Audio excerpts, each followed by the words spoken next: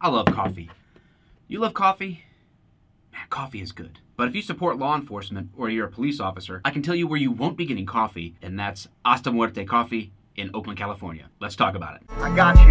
Yeah, I will defend my brothers. I will defend the weak. I will pursue and fight evil so others may sleep. I am the sheepdog, protecting the night. Wolf hunters unite. Bring it on. It's time to fight. Oh, that's right, folks. The old intro is back. The people have spoken. Who am I to deny them? I am a gracious dictator. I want to keep the people happy.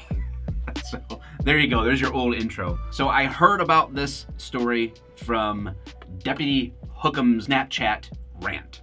Okay, this company, Hasta Muerte, Until Death Coffee in Oakland, California. The basic of the story is this, and this is from their Instagram account. I have not looked up a single news story. When I searched their name up in Google, lots of news stories came up, but we're talking like big ones, CNN, Fox, you know, the typical ones, plus all kinds of local papers, and it was even in like the UK, it made the news over there. In other words, this commentary is not colored or influenced by what anybody else has really thought about it, other than Deputy Hook'em, who I first heard about this from because he was ranting about it. From their Instagram page, on Friday, February 16th, a Oakland Police Department entered our shop and was told by one of our worker owners that, quote, we have a policy of asking police to leave for the physical and emotional safety of our customers and ourselves. That's the basics of what happened. A cop comes in to get a cup of coffee. He's told, get out. I decided to look into Hasta Muerte Coffee, see what they say they're all about. This is from their website, hastamuertecoffee.com. Okay, it says, Hasta Muerte Coffee is a new POC collectively run. I didn't know what POC meant. I thought it was some type of error until I read the Spanish version, which basically says, gente de color. I'm rusty on my Spanish, forgive me. People of color. I don't know who they count as that, but we'll just go with it. It says that they are committed to nurturing community and provide a warm and inclusive atmosphere for friends and neighbors to gather. That sounds nice. I would like to show you in this brief video why that is an absolute steaming pile of crap. Literally, it is nonsensical, hypocritical, fork-tongued doublespeak. I'm not gonna spend a lot of time playing the what if game, but I think it's fair in this situation to imagine, if you will, the inverse of a group of police officers, maybe off duty in their spare time, want to run a coffee shop in their community. And a person of color, again, to make this inverse, comes in and asks for a cup of coffee, and we say, ooh, listen, we don't feel comfortable with you here, so you're gonna need to get out. It's for my physical and emotional safety and well-being. Yeah, I wonder how that would go. What I'm gonna do is I'm gonna walk through their Instagram post about this incident, and I will, as I go along, translate from the far leftism, liberalism into common sense English for you.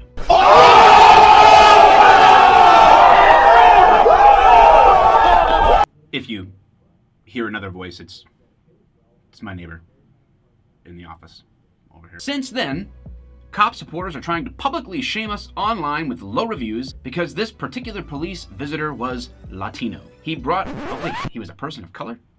Oh, interesting. He broadcasted to his network that he was, quote, refused service at a local business and now the rumblings are spreading. First of all, they put in quotes, he was refused service. No, you don't need to put that in quotes. It wasn't what he said, it's what you said you did. You told him you refused him. You told him that you asked him to leave because he made you feel unsafe being there. But I'm sure if we applied common sense to the situation, they would hear us out, right? Wrong.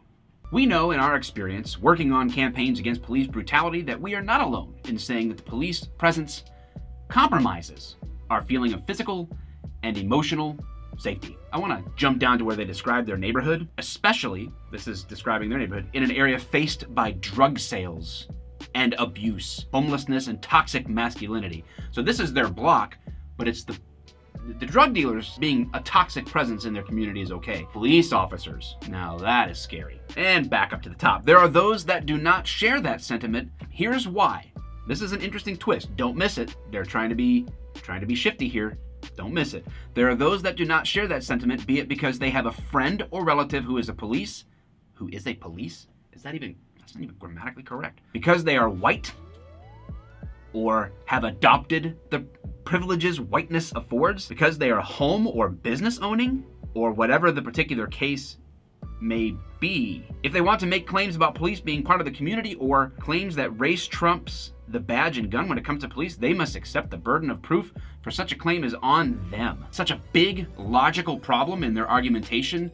It's like their argument is a giant chunk of Swiss cheese, or it's filled with so many logical holes, you could just step right through and fall into a quicksand of stupidity. And what's nasty about this stuff is the more you fight it, the more it like pulls you in. They're actually asserting that cops are not part of the community.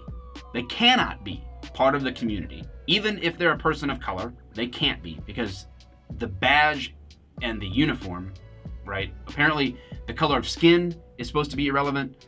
The color of the clothing, if it's blue or brown and there's a badge on it, the color of clothing can be discriminated against. That's odd. But you can't possibly be right if, one, you have a relative that's a cop. So if Uncle Johnny works a beat somewhere as a police officer, you, as a regular person, can't possibly begin to understand what this company feels, what these people, these worker owners feel, because you have a relative that's a cop. So you're disqualified. Your thoughts are irrelevant. It's actually part of a logical fallacy called the mind projection fallacy. It's the idea that says, if you don't see the world the way I see it, you can't possibly be right. My way of seeing it is the only possibility. If it sounds ludicrous, that's because it is. Number two, you're white. I'm out. Or, not just if you're white, this isn't racist at all, right? To say if you have white skin, you can't understand something, or you are part of the problem of terrorizing and criminalizing people of color because of your skin color. If you're not white, but you still agree with anybody that's white, well then you're just adopting the privilege that whiteness affords. Man, it's too bad that law enforcement doesn't have anybody different than white males working in law. I mean, that's weird. Oops. How did that get in there? The third way you're disqualified is if you own a home or business. Even though these worker owners collectively own this business. Oh, would you look at this? And lastly, the badge and gun, basically they're saying trump all race issues. So if you're a cop, you basically have sold out your race, whatever that is, if you're a minority, and now you are criminalizing and terrorizing poor people of color. And I really don't think they understand that no one makes someone be a criminal, first of all. And I don't think they understand what terrorism means. You keep using the word. I don't think it means what you think it means. They go on to say that for these reasons and more, we need to support the support of the actual community. Okay, so how would law enforcement participate in really repairing these relationships and building into the community? You can't. Not according to them. They literally say, OPD's recent attempts to enlist officers of color, hiring more minorities, isn't a solution for them, and its short-term touting of fewer officer-involved shootings.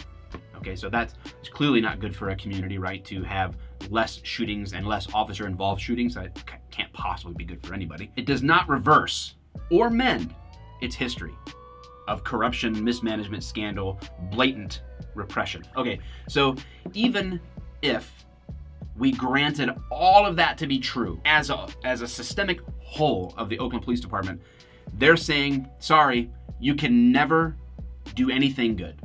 Why? Because you wear this particular uniform with a badge on it. No matter what your race, no matter what your sexual orientation, no matter what your religion, no matter what your experience, your past, your present, no matter what your goals are, no matter if you live here, no matter what, even though you are part of this community, you are impossibly able, you're incapable of helping provide any solution or any benefit to the community. So we're gonna complain about the police, but we're also not gonna let you do anything, even if it means correcting things that we think are bad. If you correct those things, it's still not good enough.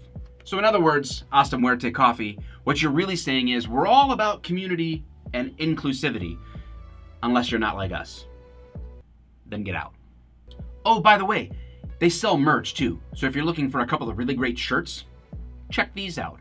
One shows ice vans crashing off of a bridge, and another one is a cop being physically kicked. Fantastic. Nothing says, let's rally the community together for peace and inclusivity like violence. Guys, this would be funny if it weren't true and representative of a growing mindset in our culture.